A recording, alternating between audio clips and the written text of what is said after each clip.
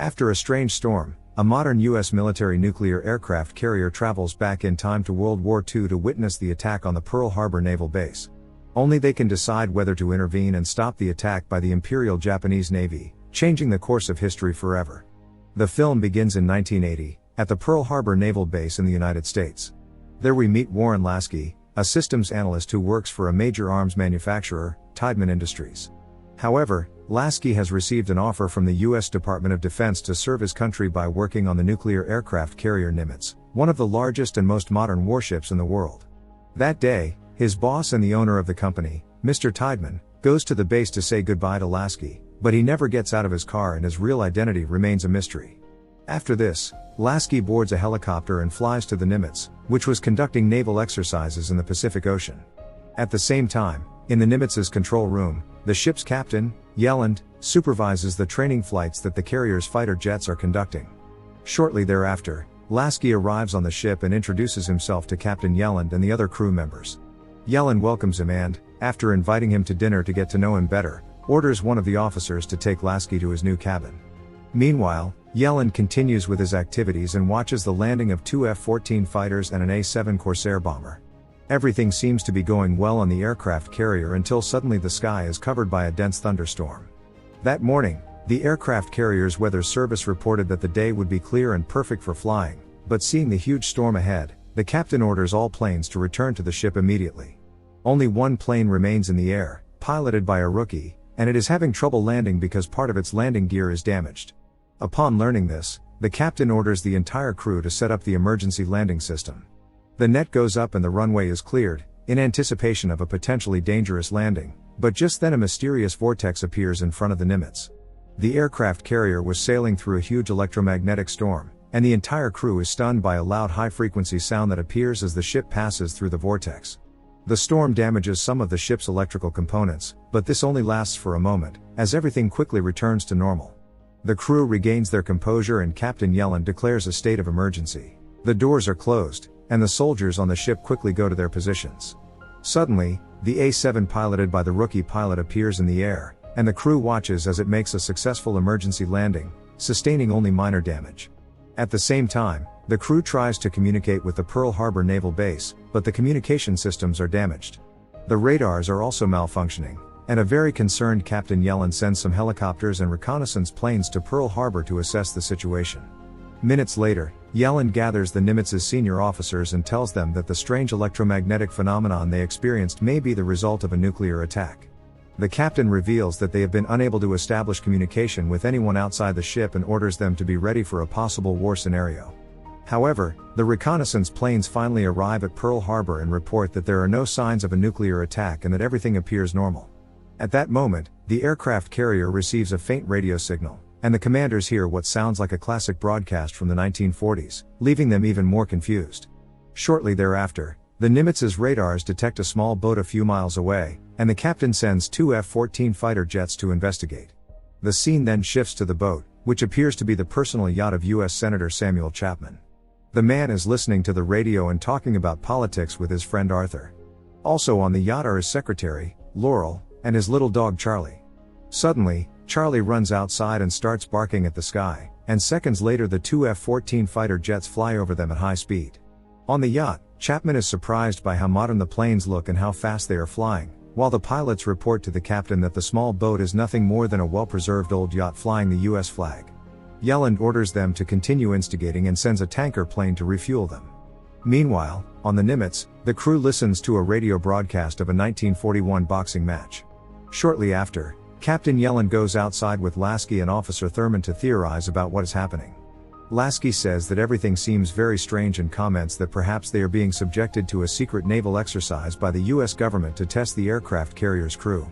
Captain Yelland and Thurman do not rule out that possibility and ask Lasky if he is hiding something, since he works for the U.S. Department of Security. However, Lasky says he knows nothing and was only proposing a theory. At that moment, a crew member appears and asks Yelland to come quickly to the radio room.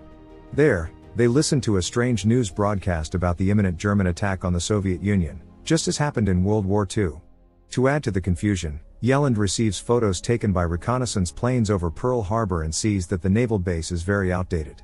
He immediately calls Lieutenant Colonel Richard Owens, who is an expert on World War II, and when they compare the photos they took of Pearl Harbor with old photos of the base before the war, they discover that both photos are identical.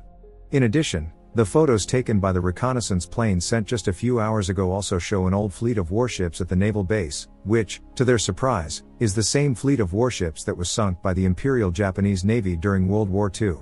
Meanwhile, the two F-14 fighter jets are refueling mid-flight when they detect the presence of two Japanese Mitsubishi A6M0 aircraft. The American pilots quickly report this to the captain, who orders them to follow closely. Later, Yelland meets with Owens, Thurman, and Lasky, determined to unravel the mystery they are caught up in. The captain says that perhaps the Russians are behind it all, trying to confuse and demoralize them for some reason. However, Lasky does not believe this, and considering what they saw, what they heard, and how everything is unfolding, he comments that perhaps they somehow traveled back in time. His companions think he is crazy, but Lasky reminds them of the strange storm they experienced and believes that time travel can be supported by theories such as cosmic forces, antimatter, and space-time distortions. The captain is not convinced, but he does not dismiss the idea and proposes further investigation. At the same time, Japanese fighter planes fly over Chapman's yacht and soon open fire on them, seriously injuring Arthur. The American pilots are shocked and quickly report what happened to the captain on the Nimitz. Yelland and his companions cannot believe it, since Japan and the United States are currently allied nations, which further supports the idea of time travel. If this is the case, the Japanese could be trying to destroy all American yachts in the area so that they cannot warn Pearl Harbor of the enormous Japanese armada approaching. To test this hypothesis, Yelland marks the area where the Imperial Japanese Navy should be according to post-war reports and sends a reconnaissance plane to investigate the area. Meanwhile, the F-14 pilots request permission to destroy the Japanese planes, but the captain forbids them from intervening, saying that this would cause a huge diplomatic problem with Japan. On the yacht, the senator sees the Japanese planes coming toward them again, so they try to escape by jumping into the water, just before the Japanese bomb the ship. They believe they are safe, but the planes make another pass and shoot at the survivors in the water. Upon learning this, the captain orders the F-14s to make a supersonic flight over the humble Japanese planes, trying to scare them, but the Japanese open fire on them, so they are finally ordered to shoot them down. When they are done, they report that one Japanese pilot and two American civilians from the yacht survived the confrontation. At the same time, the reconnaissance plane they sent reports that there are 456 military units in the Japanese fleet, all heading for Pearl Harbor Naval Base. Concerned by the discovery, the captain orders the immediate rescue of the two survivors from the yacht and the pilot of the downed Japanese plane. Soon, the rescue helicopter arrives in the area, and they manage to save Senator Chapman, his secretary Laurel, and the little dog Charlie, pulling them out of the water. The senator is amazed to see how modern these helicopters are and is a little confused. Owens tells them that they are part of the Nimitz crew, but is soon speechless when he discovers that the person they have just rescued is Senator Chapman and that they are in 1941.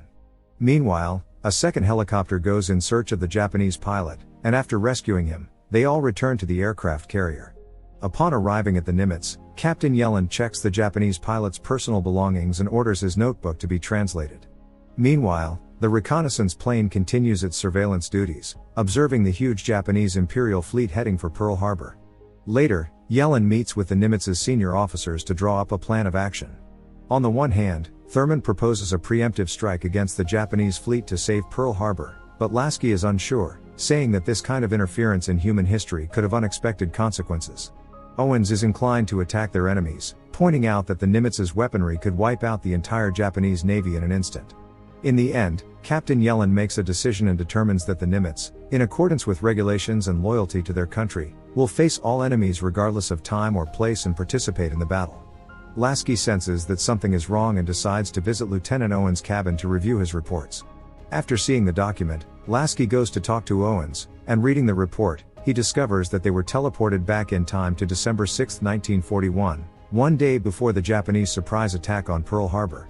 In addition, the report mentions that the man they saved is Senator Chapman, who was the main contender to defeat Franklin Roosevelt in the presidential election. In their timeline, Chapman had died as a result of the attack, so the fact that they had saved him could have completely changed the course of history. Meanwhile, Chapman and Laurel are treated by the doctors on the Nimitz, while the Japanese pilot is interrogated. The pilot is uncooperative, and at one point, Chapman's dog escapes and runs into the room where he is being interrogated, allowing him to take advantage of the distraction to disarm a Marine and open fire on the guards. The Japanese take several crew members hostage, including the senator, Owens, and Lasky, and demands a radio so he can communicate with the Japanese Navy and warn them of the presence of the American aircraft carrier. Yelland orders Owens to reveal that they are from the future, and to convince him, he names each of the ships in the Imperial Japanese Navy that will participate in the attack on Pearl Harbor. The pilot is surprised to hear this, giving the Marines enough time to intervene and kill him. Minutes later, Senator Chapman learns of the imminent attack by the Japanese Navy on the American base at Pearl Harbor and of the preemptive strike that plans to carry out on the Nimitz. Upon hearing this, the senator orders a direct line of communication with the base, but this is impossible. Concerned, Lasky goes to talk to Yelland and tells him about Senator Chapman's disappearance on this same day in 1941. In order not to further alter the timeline, the man requests that Chapman and Laurel be evacuated from the aircraft carrier during the attack. The captain understands the concern, and to maintain some semblance of normality, orders Owens to take the senator and Laurel to a deserted island, preventing them from interfering with his operations. Upon arriving at the island, Owens and Laurel get out of the helicopter, and Chapman takes advantage of the distraction to grab the flare gun, threatening the pilots to take him to Pearl Harbor. However, as they take off, they struggle, and the gun fires, causing the helicopter to explode in mid-air, leaving Owens and Laurel stranded on the island. On the Nimitz, Yelland communicates with the crew, ordering an immediate attack on the Japanese Navy. The fighter planes take off quickly and go straight to attack, but minutes later the same storm that made them travel through time materializes in front of them, so Yelland gives the order to abort the attack and return to the aircraft carrier. The Nimitz passes through the storm, and seconds later the weather clears up again, having been teleported back to the present. Unfortunately, the aircraft carrier's crew was never able to prevent the Japanese attack on the U.S. naval base, and we see all the fighter planes that had been sent out returning to the ship. After completing its operations, the Nimitz returns to Pearl Harbor, and we see Lasky disembarking from the aircraft carrier with Charlie, the senator's dog who traveled through time. Suddenly, a black car arrives at the port to pick up Lasky, and when Charlie sees this, he breaks free and excitedly runs to the car and gets in.